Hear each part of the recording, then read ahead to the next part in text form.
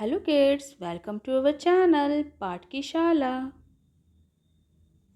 आज हम सीखेंगे हिंदी में व्यंजन पा से ज्ञा तक भाग 2।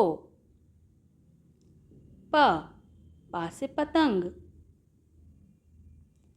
फा से फल। बा से बकरी। भा से भालू। मा से मछली। या से यज्ञ। रा से रस्सी। ला से लड्डू। वा से one.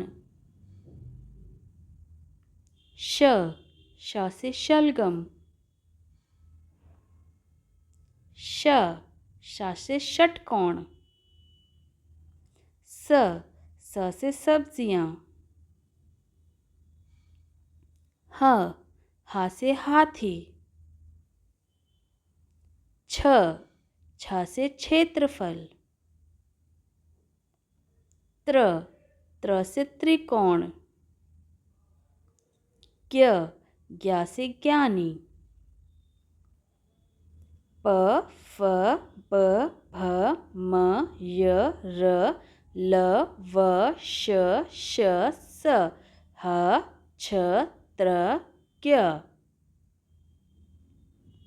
Thank you for watching पाठ की शाला. Follow for more. Bye bye.